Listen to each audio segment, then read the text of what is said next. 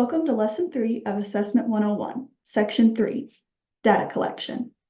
In this lesson, we will be reviewing the four-step assessment cycle, who is responsible for data collection, how will you start data collection, what data should be collected, and the creation of the assessment cycle. In addition, we will be going over some questions your program should ask in post-data collection.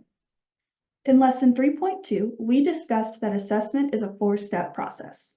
Step 1 is to provide opportunities for student learning that align to the program's SLOs. Step 2 is to gather data related to the SLO. Step 3 is to evaluate and interpret the data.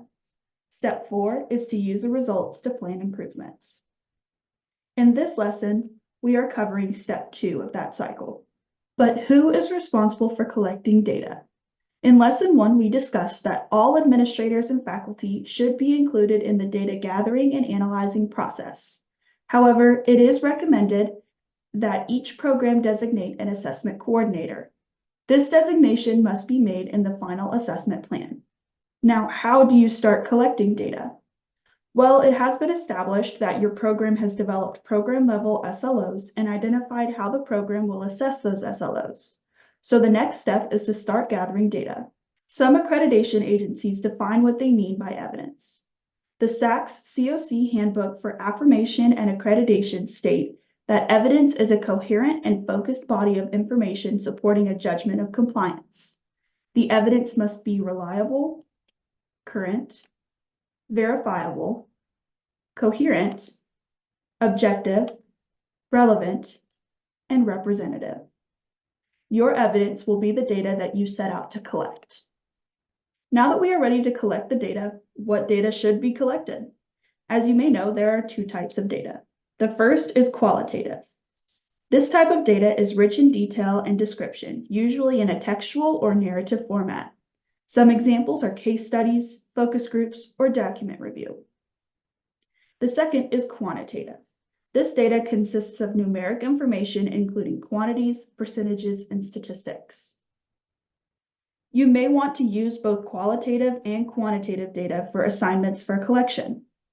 These assignments may be papers, capstones, performances, scores on national standardized exams, or team projects.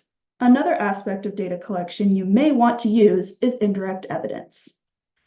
You will need to decide what data you might need to use to support your learning evidence. These may be grades, GPAs, matriculation rates, or program-wide surveys. Believe it or not, your program may already have built-in assessment points, and you may discover that something is missing. However, adding specific assessment points to your program may be needed in rare cases. Now that you know the who, the what, and the how of data collection, you can start creating your assessment cycle.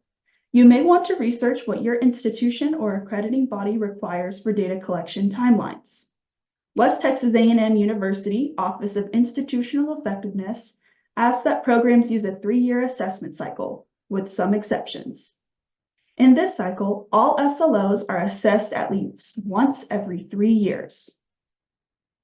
No matter what timeline your program decides to use, the act of using an assessment timeline will ensure that all outcomes are being assessed on a regular interval, allow time for gathering appropriate evidence, and keep assessment at the forefront of faculty's thoughts. Assessment should never be an afterthought. Assessment helps to drive the curriculum and create improvements for the program.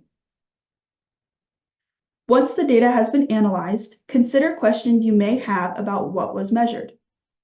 Who are our students? What are our students learning? How effective is our program? How does the data shape planning and budgeting for your program? How will your program implement the changes or improvements? In addition, you may want to see if there are any gaps or themes within the analyzed data and how you will share this data analysis. Be sure to reflect on the changes that you made or did not make in the past and how it shaped your program today. These are the stepping stones for improvement. In this section, we discussed who was responsible for data collection, how to start data collection, what data you should assess, and what questions and reflections should you be making. If you still have questions or need further clarification, please use the contact information on your screen.